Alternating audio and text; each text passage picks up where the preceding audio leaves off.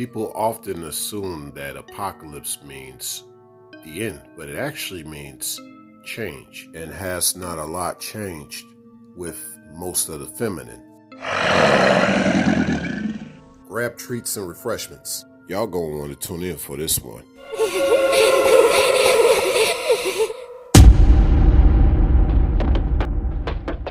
It is yours truly once again. What you see on the screen before you is what a lot of men go through with most of the modern day feminine. And since real men are not toxic, there is no shut off or cut off button in regards to how to deal with a lot of the modern day feminine. A lot of the modern day feminine are low vibrational. It's not so easy as to deal with them by your own means or taking matters into your own hands. Upon examining a lot of the feminine, as well as observing them, my conclusion, they're unfathomable. However, love is still the common denominator regardless. With that said, hey fellas, you have to be the change that you want her to be. I'm not necessarily talking about getting in shape though, even though that results in changes too. In this case, I mean that you have to be the cure, her cure to her zombieism, if that makes sense. But just as the doctors would probably tell you, the cure is not for everybody. But the rate of cure can be pretty high given how potent it is. How do I relate that to what I'm talking about right now?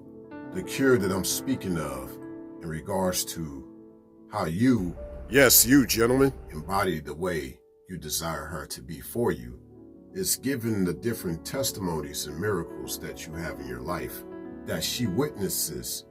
Therefore, she has to believe in you because you've had no one to believe in you. And yet look at how far you've come along in your life. She has no choice but to come along far in your life. And just as a lot of cures have come a long way, so have you. Your testimony represents that cure. You've traveled far and have come a long way. Her love for you starts to build up more based on your drive and your sense of determination, even in the midst of uncertainty. Now, for the feminine that refuse or just doesn't know how to love you, well, she's too zombified. There probably isn't a cure for her, no matter how much you have reassured her. In layman's terms, she hasn't went through what you've been through with you. Her disease does not match your cure, but this still doesn't take away your potency.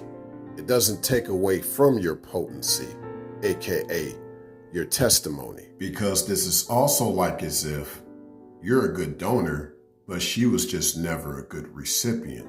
But someone else is a good recipient to your donation, your time, energy, effort, and actions. And this goes back to a point that I made earlier regarding that real men aren't toxic, so real men don't have just an instant cutoff switch for someone that's been toxic to him. You got to remember, he put time, energy, and effort into that person too, as well as actions, just like all the doctors and the researchers that do all this research and development regarding the latest cures, medicines, vaccines, etc.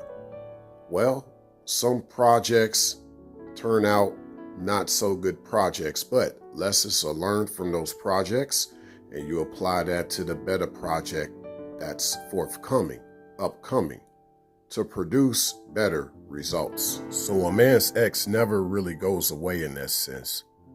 She'll just become the one that was too experimental. His lessons were learned from her, and he'll keep that in mind with his future blessing, his future prospect subject.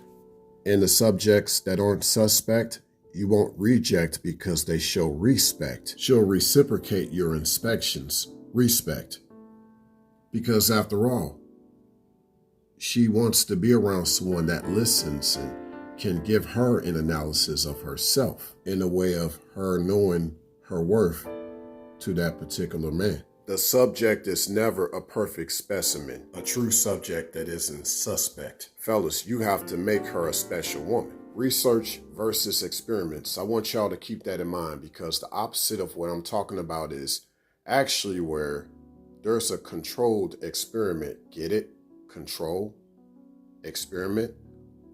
A lot of guys out here actually experiment on a lot of gals where they'll take what one would say is a perfect specimen a lot of times while she's in her youth and ruin her. And then they become too experimental, as I mentioned earlier, to guys that want to do more research for her cure based off the testimonies of his life, because he wants her life to have meaning too, especially one that's meaningful to him and for him. With his benevolent nature, he often takes on something that could have possibly been ruined in order to make it right. So in other layman's terms, no one's perfect, neither is she.